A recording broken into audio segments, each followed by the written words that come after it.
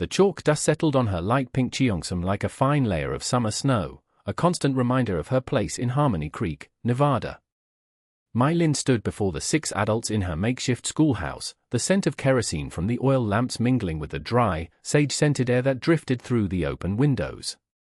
It was 1878, and she, a 24-year-old woman from a world away, was teaching the rudiments of the English alphabet to a blacksmith's wife, 2 ranch hands still in their dusty work clothes, and a freight agent who squinted at the blackboard as if it were a personal enemy. And then there was him. He always came in last, a tall man who had to duck his head under the door frame. He never made a sound, save for the soft clink of his spurs on the rough-hewn floorboards, a sound as lonely as a distant bell. He would take the same bench in the very back corner, a space cloaked in shadow where the lamplight barely reached. He'd remove his hat, a stained and sweat-darkened thing, and place it on his knee. For the next hour, he would just sit there, his broad shoulders filling the corner, his gaze fixed on her with an intensity that felt less like a student's focus and more like a hawk's vigil. She never once pretended not to notice. His name, she'd learned from the freight agent's quiet gossip, was Silas Blackwood. He worked a small, hard-scrabble claim a few miles out of town, breaking horses for ranchers when the claim ran dry. He was a man of few words and even fewer companions. In a town that thrived on speculation and noise, his silence was a fortress. The other students would stumble through their letters, their voices loud and clumsy in the quiet room. A, the blacksmith's wife would declare, proud as if she'd forged it herself. B, one of the hands would mumble, scratching his beard. But Silas never spoke. He just watched, his hands resting on his thighs, calloused and still. He held a slate and a piece of chalk, but she had never seen him write a single letter. Tonight, she was demonstrating the cursive cell. She drew it on the board, a graceful, looping stroke. "It begins here," she said, her voice soft but clear, "and flows upward, like a ribbon caught in the wind." She could feel his eyes on her, not on the board. It was a weight, a pressure against her back. Most of the town looked through her, or at her with a thinly veiled curiosity that felt like handling a strange insect. They saw the silk of her dress, the dark gleam of her hair pinned up with simple combs, the delicate features of her face, and they stopped there. They did not see the iron in her spine that had brought her here, the determination that had allowed her to buy this small clapboard building with the money her father had sent before he passed, turning it into a place of learning. But Silas Blackwood's gaze was different. It wasn't empty curiosity. It was attentive. He seemed to be watching not just what she did, but how she did it, as if trying to understand the very air she moved through. As the lesson ended, the others gathered their things, their tired scrapes and shuffles filling the room. "Thank you, Miss Lin," said Martha, the blacksmith's wife, her smile warm. "You are most welcome, Martha. Practice the letters we reviewed." One by one, they filed out into the deepening twilight, their voices fading into the chirr of crickets. Soon, only 2 remained. My Lin, tidying the chalk from the tray, and Silas, still sitting in the back row, a statue carved from shadow and dust. He was always the last to leave. He would wait until she began to pack her own books, and then he would rise, nod his head once in a gesture too brief to be a bow but too deliberate for a casual farewell, and slip out the door. Tonight, however, he didn't move. She could feel him there, a silent anchor in the empty room. She turned from the blackboard, wiping her hands on a small cloth. The lamplight cast long shadows, making the room feel both intimate and vast. "Mr. Blackwood," she said, her voice betraying a slight tremor she hadn't intended. "Is there something I can help you with?" He finally moved, his frame unfolding from the bench. He walked toward her, his steps measured. He stopped a few feet away, holding his hat in both hands, turning the brim over and over. In the full lamplight, she could see the lines etched around his eyes from years of sun and squinting, the dark stubble on his jaw, the way his dark hair curled slightly at his collar. He was not a handsome man in the way of town dandies, but his face had a stark, weathered quality, like a landscape carved by wind and time. He began, his voice a low rumble, rough from disuse. It was the first time she had ever heard him speak more than a single word. I need to ask you something. Of course. He looked down at the hat in his hands, then back up at her, and his eyes, a startlingly clear blue in his sun-darkened face, were filled with a deep, frustrated shame. This ain't working for me. The letters. They don't stick. I see them on the board. I see them in the book. But when I try to make my hand do it, it's just chicken scratch. It don't mean nothing. My Lynn felt a pang of sympathy. She had seen this frustration in others, the wall that sometimes stood between the desire to learn and the ability to make it happen. It takes time, Mr. Blackwood. It is like learning a new language. You must be patient with yourself. Patience ain't my problem, he said, a raw edge to his voice. He took a step closer. I need to learn. I need to learn now. The urgency in his voice was a palpable thing. This wasn't the casual desire for self-improvement that brought the others. This was a desperate need. Why? She asked softly. Why is it so important? He hesitated, his jaw tight. For a moment, she thought he would retreat back into his fortress of silence. But then, something in his expression broke. He reached into the breast pocket of his worn denim jacket and pulled out a folded piece of paper. It was creased and soft with handling, the edges smudged with dirt and sweat. He held it out to her. This is why, he said. His hand trembled slightly as she took it. The paper was thin, almost translucent in places. It was a letter. The handwriting was faint, the ink faded. She unfolded it carefully. It's from my sister, he said, his voice barely a whisper. Came by telegraph to the main station in Carson City, then by rider.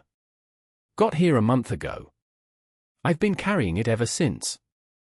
My Lynn looked from the page to his face. You cannot read it, it wasn't a question. He shook his head, the shame in his eyes so profound it made her want to look away. Not a word. The telegraph operator, he read it to me once, fast like. But the words, they all ran together. I just know her name is at the bottom. That's the only part one recognized. A silence settled between them, thick with the weight of his secret. In the Wild West, a man's worth was measured by his strength, his skill with a horse or a gun, his ability to carve a life from an unforgiving land. To be unable to read, to be dependent on others for something so fundamental, was a vulnerability few men would ever admit. I can read it for you, My Lynn offered gently. He swallowed hard, his gaze dropping to the floor. I'd be obliged. She moved closer to the lamp on her desk, angling the fragile paper to catch the golden light. She began to read, her voice the only sound in the quiet schoolhouse. The letter was from a woman named Clara, in a town in Oregon. It spoke of hardship, of a husband lost to fever, of dwindling funds and the fear of a harsh winter approaching. It was a plea, couched in the brave, understated language of the frontier, but a plea nonetheless. She was asking for help. She was asking for her brother. As My Lynn read, she watched Silas's face. Every word landed like a physical blow. His expression hardened, his jaw setting like stone, but a deep sadness pooled in his eyes. When she finished, he didn't speak for a long time. He just stood there, absorbing the truth of the words he had carried, unread, against his heart for a month. She needs me, he finally said, his voice thick. Yes, My Lynn confirmed softly. And I can't even write her back to tell her I'm coming. He clenched his fists at his sides. I've been trying. Every night, after you all leave, I stay. I try to copy the letters from the board. But my hand won't make the shapes. Now his presence in the back of the room made a different kind of sense. It wasn't just shyness. It was a fierce, private struggle. He had been fighting this battle alone, in the dark. Show me, she said. He looked at her, confused. Show me your slate. He retrieved it from the bench in the back. It was covered in a mess of jagged, broken lines, a testament to his frustration. She took it from him and wiped it clean with her cloth. She picked up a piece of chalk and wrote a simple word, Clara. This is her name, she said. This is where you begin. Not with the alphabet, but with the reason. She held the chalk out to him. Take it. He hesitated, then his large, calloused fingers closed around the small piece of chalk. His hand dwarfed hers. I will help you, she said, her voice firm. We will stay after class every evening. I will teach you to write to your sister.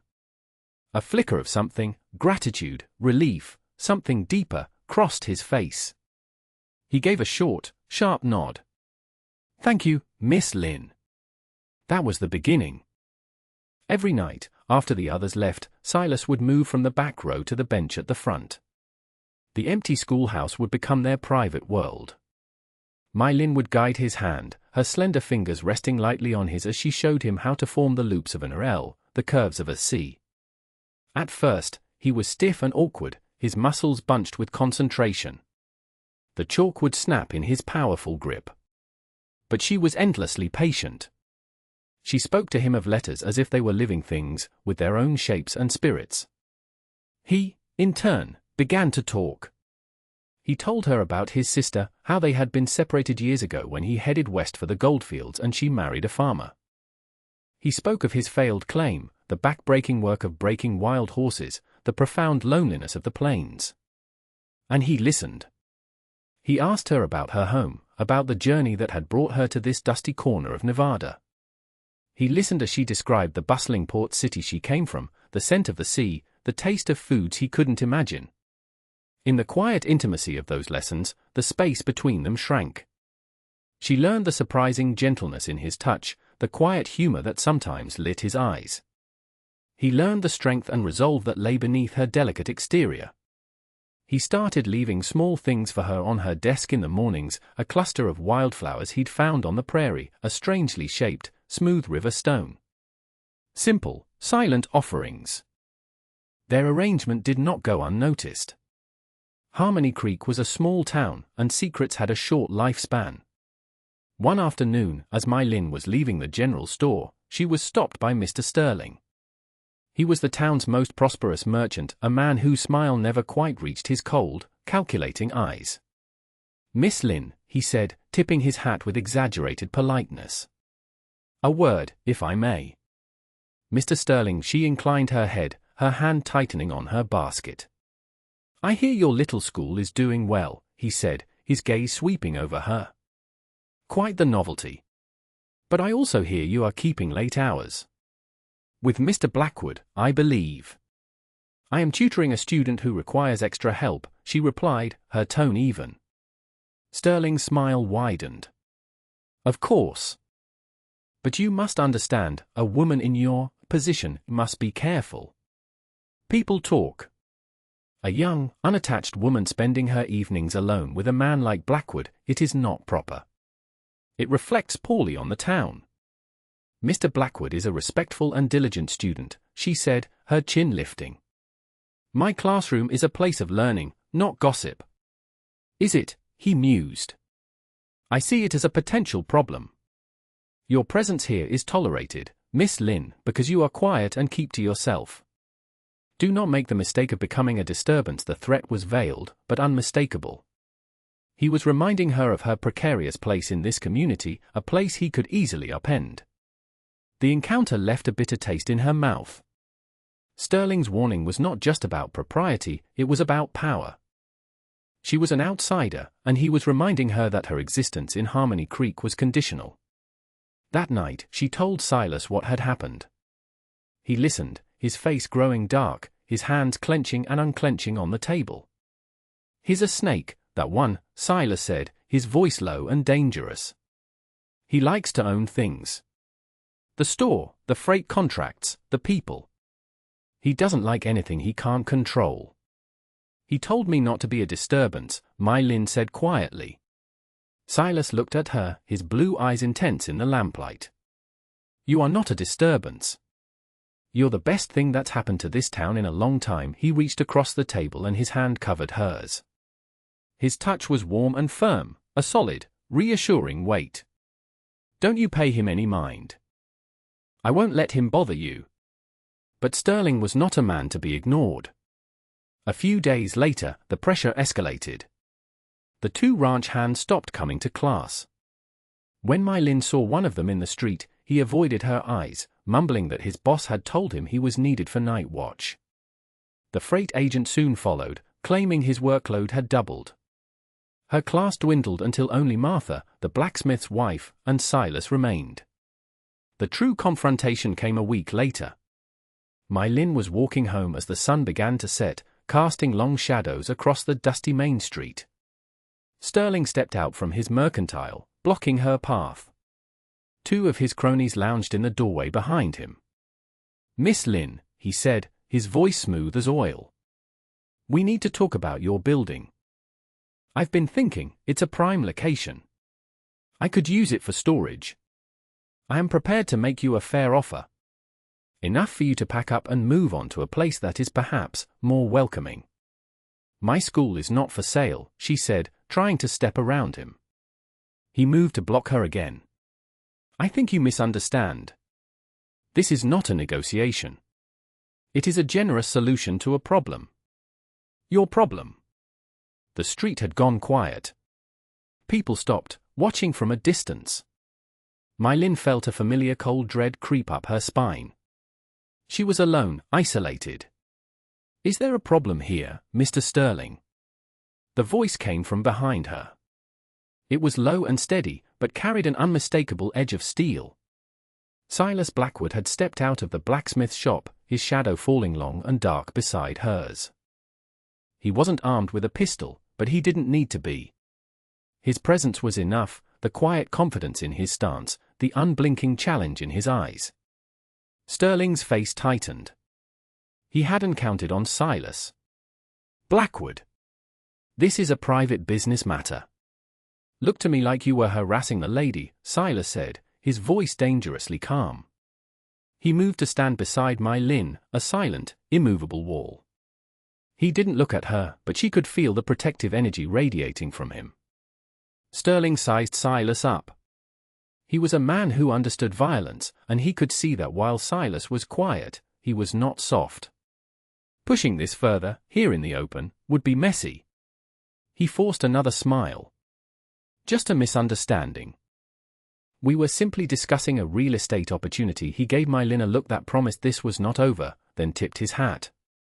"Good evening." He and his men retreated into the mercantile. The onlookers dispersed, the moment broken. My Lin let out a breath she didn't realize she had been holding. Her hands were shaking. "Thank you," she whispered. Silas finally looked at her, his expression softening. "He won't stop," he said. "Men like him never do. They just find another way." His words proved prophetic. 2 nights later, they were in the middle of a lesson when a rock crashed through the schoolhouse window, shattering glass across the floor. Tied around it was a piece of cloth with a crude, hateful message scrawled on it. Silas was on his feet in an instant, moving to the broken window. But whoever had thrown it was long gone, vanished into the night. He turned back to My Lin. She stood frozen, staring at the shattered glass glittering on the floorboards, her face pale in the lamplight. This was more than intimidation. This was a violation. He crossed the room in 3 long strides. "Are you hurt?" he asked, his hands hovering near her shoulders, as if he wanted to comfort her but wasn't sure how. She shook her head, though a single tear traced a path through the chalk dust on her cheek. "They want me to be afraid," she said, her voice trembling. "They want me to run." "Maybe you should," he said, the words costing him. "It ain't safe for you here." I can take you somewhere else. I'll see you get there safe." She looked at the broken window, at the hateful note on the floor, and then at the slate on the table where they had just finished writing a full sentence. "My dear Clara, I am coming soon." The first letter he would send to his sister. She thought of Martha, who was just learning to read her Bible, and the others who had been scared away. If she left, Sterling would win. The small light she had created in this town would be extinguished. A new resolve settled in her, chasing away the fear. She straightened her shoulders and met his worried gaze. "No," she said, her voice clear and strong. "This is my home. This is my school. I will not be frightened away by ignorant men and broken glass. A slow smile spread across Silas's face, a rare and wonderful thing. It transformed his harsh features, crinkling the corners of his eyes. I figured you'd say that, he said. All right then. We stay. And we fix the window. The next morning, Silas was there with a new pane of glass he'd bought with his own money. Together, they repaired the window. The act itself, a quiet defiance in the bright morning sun, shifted something in the town. Martha's husband, the blacksmith, came over and offered to put up shutters for her, free of charge. The freight agent stopped by, his face full of apology, and slipped her a few dollars, saying it was for school supplies. Sterling's cruelty had backfired, revealing not her weakness, but her strength, and the town's own conscience. For months later, the first chill of autumn was in the air. The schoolhouse was warm and bright, the shutters Silas and the blacksmith had built propped open to let in the afternoon light. The class was full again.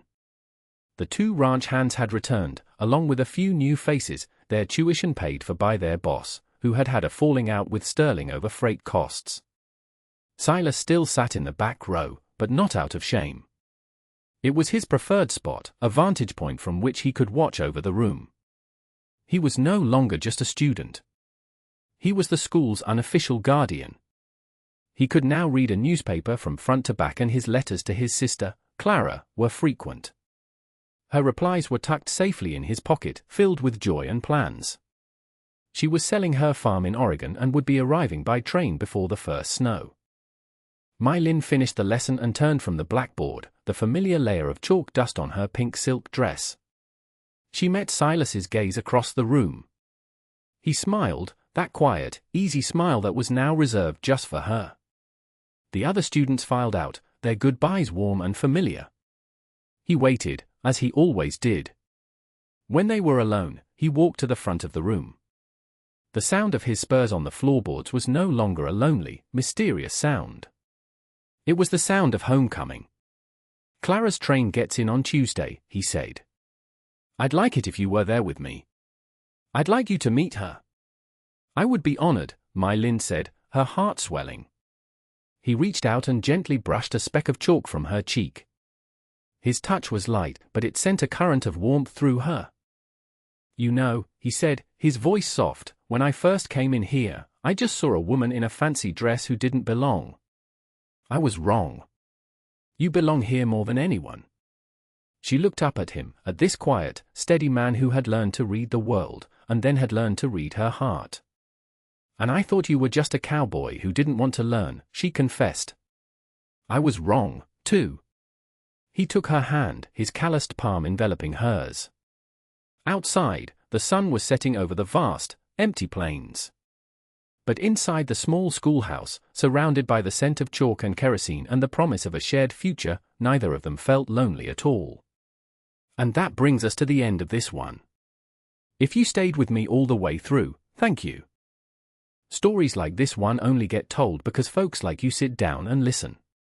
If you liked what you heard, go ahead and hit that like button. And if you want more stories from the old frontier, subscribe so you don't miss the next one. Until then, take care of yourself, and thanks again for being here.